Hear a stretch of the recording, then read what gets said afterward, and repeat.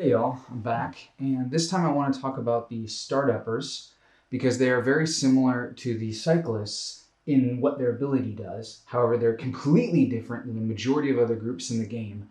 Not in that they're complex to understand, in that they're complicated to use correctly.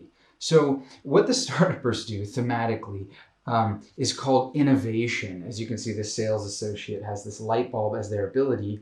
And the idea behind that is that they're supposed to be able to allow you to diversely do many different possible things with your cafe. You know, they help you get a website up, or they help you market well, or they help you get better branding. You know, this was the thematic idea. And so the way we represent that is, unlike the cyclists who trigger icons on your pantry cards. What the startuppers do is, if you have, for example, this hidden entrance card, which has a hype and a word of mouth and another hype, if I served the sales associate and got to activate their innovation ability, I would choose one of the icons on any of my style upgrade cards. So it's the same as what the cyclists do on the pantry side, except for they do it on the upgrade side. So that's really neat, because now this sales associate in my current situation could give me hype, could give me word of mouth. And let's say I didn't like either of those things. Well, then I could take these black lights that are one of the party animal upgrades,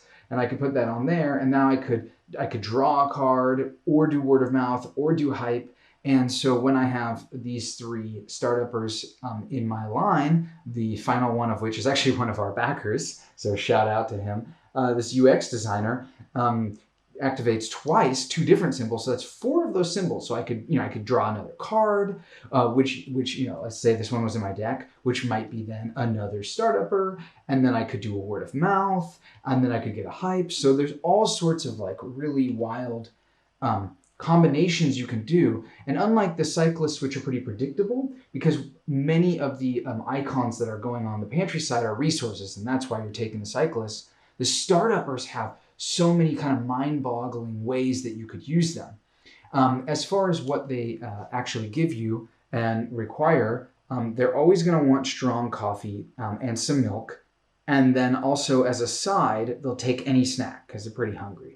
And they'll give you a good review for each of the main and the side order. And the super will actually pay you out 2 good reviews. So it's a pretty awesome card, because that's like a tourist in the sense of serving it. However, if you don't have sugar, you don't need to worry about all 3 resource types. And the tourists, you also could do that, but then your hype goes down and you have a problem. With them, it's not the case at all. By activating their ability, you can even be raising your hype.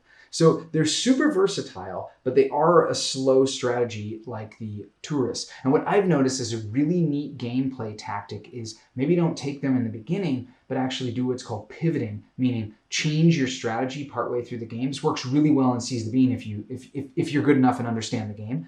So if you pivot into them, they can become super powerful.